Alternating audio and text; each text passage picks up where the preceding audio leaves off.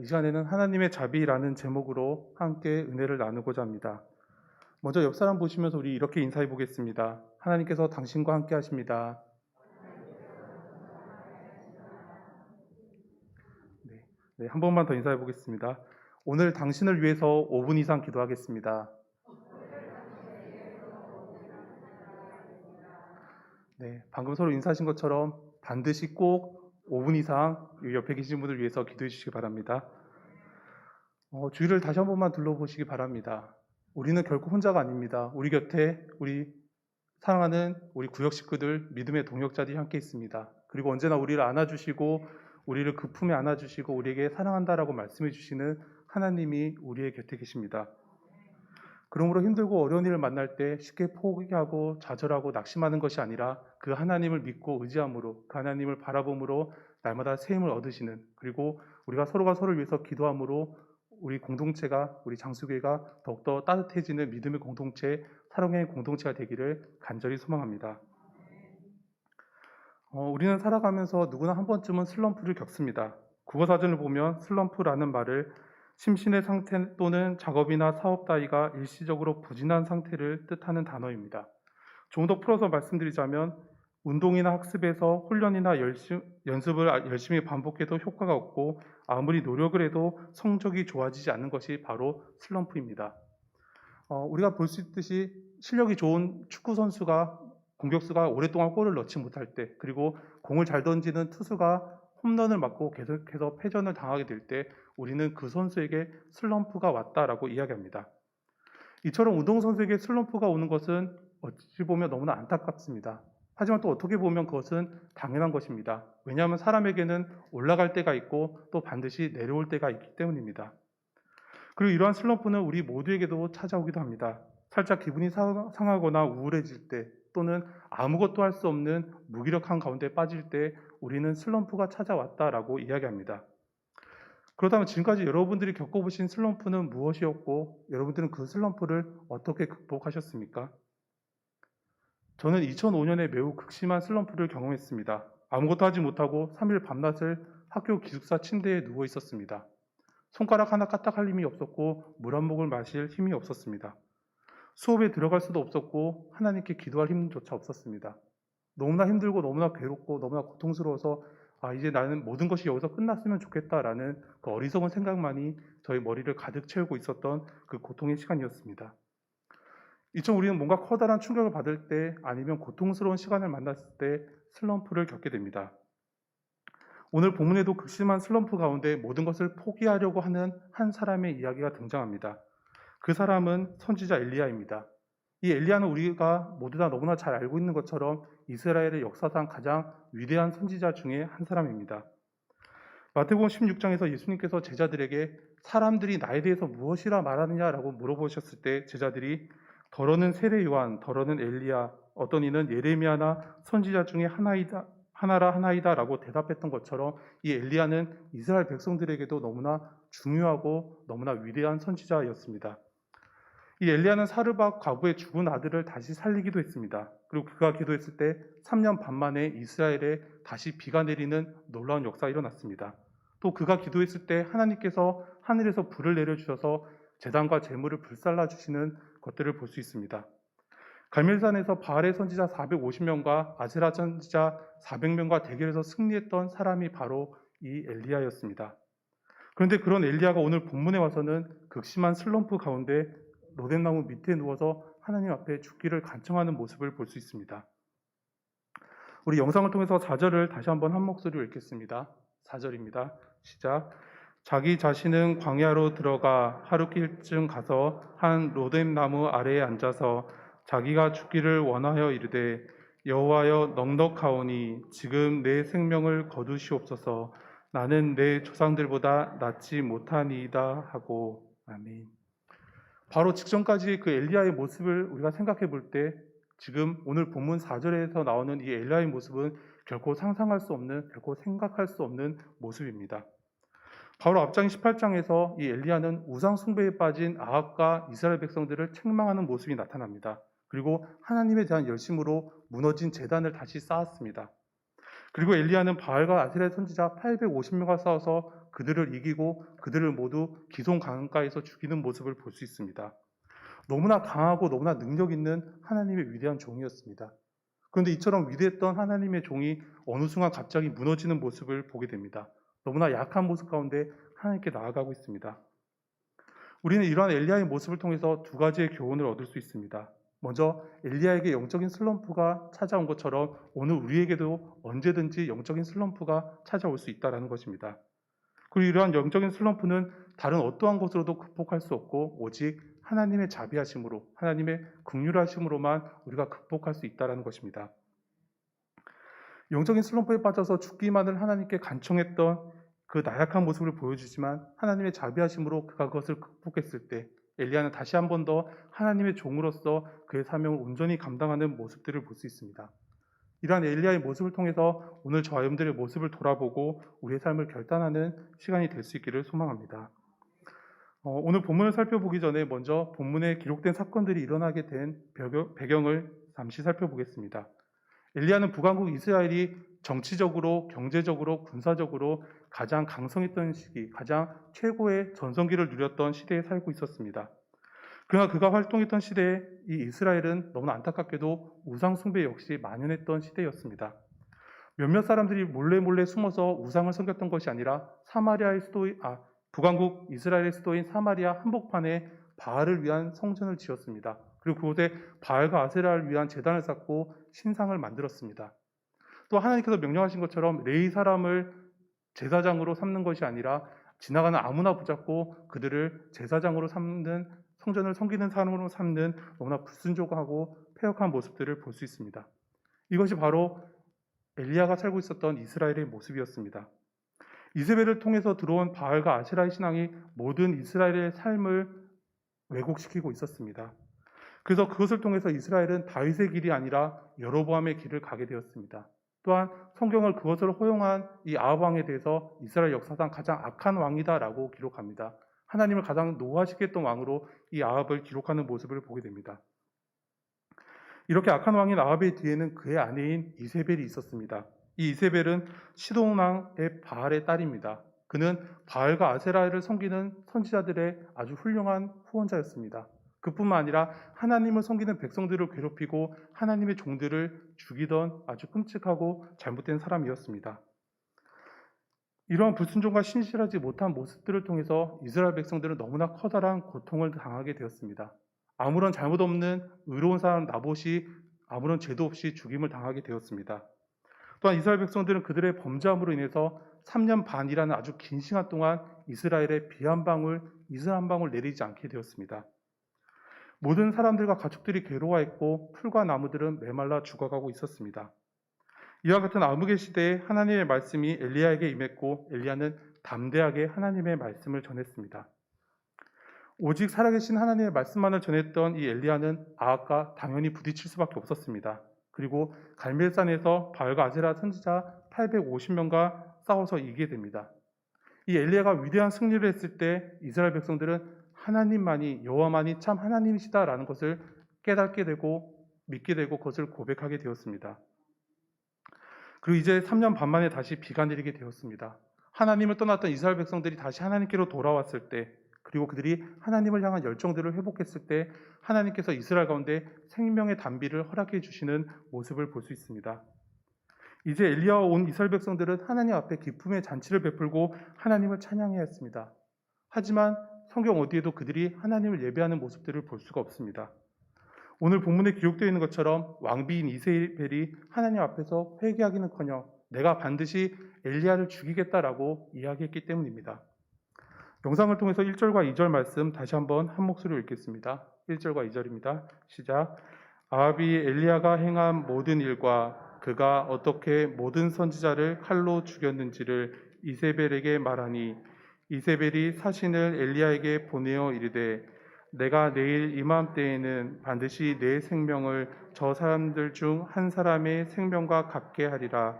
그렇게 하지 아니하면 신들이 내게 벌 위에 벌을 내림이 마땅하니라 한지라. 아멘. 이세벨의 이 이야기를 들은 엘리야는 너무나 두려웠습니다. 너무나 좌절하고 낙심하고 무기력함 가운데 빠지게 되었습니다. 이세벨을 피해서 북이스라엘을 떠나 남유다로 도망을 하게 되는데 어디로 도망하냐면 남유다에서도 가장 밑에 있는 브엘세바로 도망가게 됩니다. 이 모습을 볼 때 이 엘리야가 이 이세벨을 얼마나 두려워했는지를 알 수 있습니다. 뿐만 아니라 이 엘리야는 자신의 사환인 게하시는 브엘세바에 두고 자신 혼자 하룻길을 더 광야로 들어갑니다. 그리고 거기에 있는 로뎀나무 밑에 혼자 머무르게 됩니다. 이런 모습을 볼 때 이 엘리야가 가지고 있던 고통이, 그가 가지고 있던 외로움이 얼마나 크고 극심했는지를 알 수 있습니다. 그리고 이러한 엘리야의 모습에서 우리는 떠오르는 사람이 한 분 있습니다. 바로 잡히시기 전날 겟세마네 동산에서 홀로 기도하시던 예수님의 모습입니다. 자신에게 다가올 죽음의 그 위협을 아시고 두려움을 아시고 예수님은 마음이 견디실 수가 없었습니다. 그래서 제자들을 산기슭에 두시고 홀로 산 위에서 기도하시는 예수님의 모습이었습니다. 그런데 두 사람의 그 기도하는 모습에 차이가 있었습니다. 똑같은 죽음의 위협 앞에서 예수님은 내 아버지여, 만일 할만하시거든 이 잔을 내게서 지나가게 하옵소서. 그러나 나의 원대로 마시옵고 아버지의 원대로 하시옵소서라고 끝까지 아버지의 뜻대로 아버지의 말씀에 순종하시는 모습을 볼 수 있습니다. 그러나 엘리야는 4절에서 볼 수 있듯이 자기가 죽기를 원하여 이르되 여호와여 넉넉하오니 지금 내 생명을 거두시옵소서. 나는 내 조상들보다 낫지 못하니이다라고 이야기합니다. 하나님의 뜻이 이루어지기보다는 나의 그 외로움 가운데, 나의 그 두려움 가운데 머물러 있으면서 자신이 죽기를 원하고 간청하는 이 엘리야의 나약한 모습을 볼 수 있습니다. 여기서 넉넉하다라는 말은 공동 번역을 보면 이제는 다 끝이 났습니다라고 표현합니다. 엘리야가 겪고 있는 고통이 얼마나 크길래 그는 이제는 하나님 다 끝났습니다. 나는 더 이상 아무것도 할 수 없습니다라고, 나의 모든 생명이 끝이 났습니다라고 죽음을 간청하는 모습들을 보게 됩니다. 그렇다면 바로 앞장에서 그토록 위대한 승리를 거두었던 이 위대한 하나님의 종 엘리야가 어떻게 이렇게 극심한 고통과 외로움 가운데, 그 낙심 가운데 처하게 되었을까요? 먼저 야고보서 5장 17절을 보면 이렇게 말씀합니다. 엘리야는 우리와 성정이 같은 사람이로되, 아무리 능력이 뛰어나고 아무리 훌륭한 하나님의 종이었지만 그도 역시 우리와 똑같이 연약한 사람이었다라는 것입니다. 사람은 완전할 수 없고 누구나 약한 존재입니다. 그렇기 때문에 사람은 누구라도 언제든지 넘어질 수 있는 것입니다. 그렇기 때문에 엘리야 역시 영적인 슬럼프에 빠지게 되었습니다. 두 번째로 10절과 14절에 오직 나만 남았거늘 이라는 표현에서 볼 수 있듯이 엘리야는 극심한 외로움을 겪었습니다. 우리는 힘들고 어려운 일을 만날 때 옆에 있는 사람에게 나의 어려움을 털어놓고 위로를 받습니다. 함께 기도해달라고 이야기합니다. 하지만 엘리야에게는 마음을 터놓고 이야기할 사람이 없었습니다. 함께 손을 잡고 하나님의 일을 할 사람이 아무도 없었습니다. 당시 이스라엘에서 하나님의 선지자들 그리고 하나님을 믿는 하나님의 종들은 이세벨에 의해서 죽임을 당하거나 혹은 이세벨을 피해서 숨어 있었습니다. 그러한 상황에서 홀로 하나님의 사명을 감당하고 있었던 이 엘리야는 오직 나 혼자만 우상 숭배자들과 싸우고 있다라는 생각을 했습니다. 이렇게 나 혼자만 있는 자신을 이세벨이 죽이려고 했을 때 엘리야는 누구에도 자신의 고통을 하소연할 수가 없었습니다. 또한 자신이 죽으면 더 이상 이 북이스라엘 가운데 우상 숭배자와 싸울 사람이 아무도 없게 됐다라고 착각하고 있었습니다. 엘리야는 이러한 생각과 걱정 가운데 영적인 슬럼프에 빠지게 되었습니다. 세 번째로 엘리야는 육체적으로 너무나 지쳐 있었습니다. 엘리야는 그 전날 하루 종일 갈멜산에서 바알과 아세라 선지자 850명과 맞서 싸웠습니다. 그리고 그들을 모두 죽인 후에는 이제 하나님께서 비를 주시기를 기다렸습니다. 그리고 이제 비가 내리자 마차를 타고 가던 아합보다 먼저 뛰어가기 시작합니다. 그가 그 갈멜산에서 이스라엘까지 아합보다 먼저 뛰어갔다라고 성경은 기록합니다. 이처럼 긴장감 속에서 큰일을 감당했던 엘리야는 너무나 지쳐 있었습니다. 뿐만 아니라 반드시 내가 너를 죽이겠다라는 그 이세벨의 말을 듣고 그는 정신없이 북이스라엘을 떠나서 남유다의 브엘세바까지 도망을 갑니다. 이세벨에게 쫓기고 있는 엘리야에게 그 누구 하나도 먹을 것을 주지 않았고 그러므로 엘리야는 배가 고프고 지치고 피곤한 상황 가운데 있었습니다. 이처럼 엘리야는 지칠 대로 지쳐 있었습니다. 우리는 몸이 아프면 정신적으로도 피곤해지는 것을 느끼게 됩니다. 마찬가지로 몸이 약해질 때 영적으로도 약해지는 것을 느끼게 됩니다. 이러한 육신의 연약함으로 인해서 엘리야는 영적인 슬럼프에 빠지게 되었습니다. 네 번째로 엘리야는 심리적인 허탈감을 느꼈습니다. 우리가 뭔가에 집중할 때 우리는 피곤한 것을 잊습니다. 배가 고픈 것도 생각하지 못합니다.